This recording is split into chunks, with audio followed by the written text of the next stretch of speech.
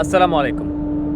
দেখেন, যে কোনো ধরনের যন্ত্রপাতি হোক, সেটা আপনার কৃষিকাজে ব্যবহার করা কুদাল অথবা আপনার ফ্যাক্টরিতে ইন্ডাস্ট্রিয়াল কাজে ব্যবহার করা এক্সকাভেটরই হোক, দৈনন্দিন কাজে ব্যবহার্য এসব যন্ত্রপাতি থেকে আপনি যদি 100% পারফরমেন্স আশা করেন, তাহলে আপনাকে এর সঠিক পরিচর্যা করতে হবে।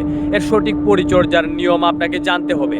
আপনি যদি আপনার মেশিনের সঠিক মেনটেনেন্স না জানেন অথবা আপনি যদি তার রক্ষণাবেক্ষণ যদি না জানেন তাহলে আপনি তার কাছ থেকে কখনোই আপনি 100% পারফরমেন্সটা আপনি পাবেন না, যেটুকু সে দেওয়ার কথা। এখন আপনার ওই কুদাল চালানো লোক আর ওই এক্সকাভেটর চালানো অপারেটর, সে যত দক্ষ অপারেটরই হোক না কেন, আপনার যদি মেনটেনেন্স সম্পর্কে যদি ধারণা না থাকে বা রক্ষণাবেক্ষণ সম্পর্কে যদি ভালো ধারণা না থাকে, তাহলে আপনি এই মেশিন থেকে আপনি ভালো পারফরমেন্স আপনি পাবেন না।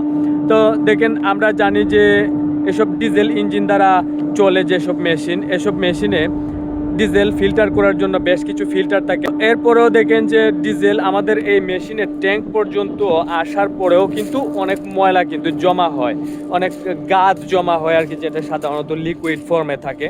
তো এই লিকুইড ফর্মে থাকা আপনার যে এই যে এই যে পানি তরল যেগুলো আছে আর কি, এগুলো যদি আপনার মেশিনের ভেতরে যদি যাইতে এক সময় কি হয় দেখেন, যাওয়ার পরে যেগুলো অটোমেটিক মেশিন আছে সেই সব মেশিন থেকে মনে করেন কিছু সিগন্যাল পাওয়া যায় যে ওয়াটার ইন ফুয়েলে। যে আমি যদি আপনাদেরকে যদি এখানে একটু দেখাই, যদি স্ক্রিনে একটু লক্ষ্য করবেন, আমি আগে ভিডিও করে রেখেছিলাম, এই ভিডিওটা দেখলে একটু বুঝতে পারবেন যে এখানে দেখা যাচ্ছে যে ওয়াটার ইন ফুয়েল।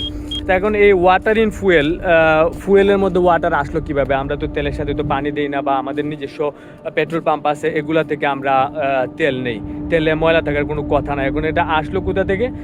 এটা আসলো, আপনি যে ফুল ট্যাঙ্কির তেল নেন, আপনার ধরেন তেলের ট্যাঙ্কিটা হচ্ছে, এটা হচ্ছে এখানে টোটাল ট্যাঙ্কিটাতে 420 লিটারের মতো ধারণ ক্ষমতা আছে।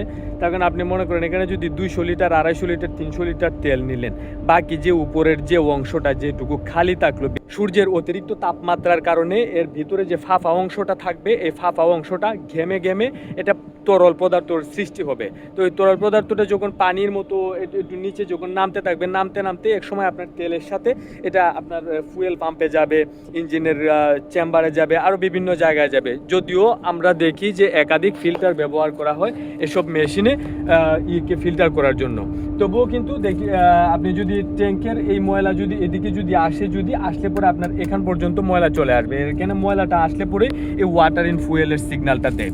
তো এর জন্য আমরা কি করতে পারি? এর তো নিশ্চয়ই একটা সমাধান আছে।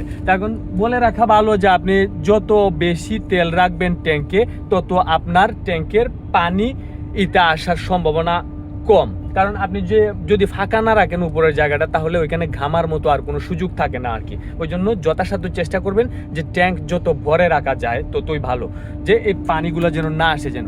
তো এখন এই পানিগুলো আসলে পরে এই ওয়াটার ইন ফুয়েলের সিগন্যালটা দেয়, আর ওয়াটার ইন ফুয়েলের সিগন্যালটা যেন না দেয় বা এইটুকু পর্যন্ত যেন পানি যেন না আসে যেন, এর জন্য কিছু ব্যবস্থা রয়েছে। দেখেন, ডিজেল ইঞ্জিন দ্বারা যেসব জিনিস, যেসব গাড়ি বলেন, ট্রাক বলেন, বাস বলেন বা ট্রেন বলেন, যেটাই বলেন, এক্সকাভেটর বলেন, ট্রেন বলেন, ওইসব মেশিনে কিন্তু আপনার ডিজেল ট্যাঙ্ক থেকে এইসব পানি নিষ্কাশনের জন্য একটা ড্রেন লাইন দেওয়া হয়। এটা দেখেন, এখানে একটা ভ্যালভ আছে, এই ভ্যালভটা নাড়া দিলে এটা পড়বে আর কি, এদিকে পানি পড়বে। আর আমি যদি আপনাদেরকে দেখাই একটু কাছে গিয়ে, আজকে আমি পরিষ্কার করেছি, যদিও আমার এখানে তেমন কোনো ময়লা নাই, আজকেই আমি পরিষ্কার করেছি আর কি, কিন্তু পরিষ্কার করার সময় ব্যস্ত ছিলাম, খুব বেশি ব্যস্ত ছিলাম, যে কারণে আপনাদেরকে দেখানো সম্ভব হয় নাই আর কি।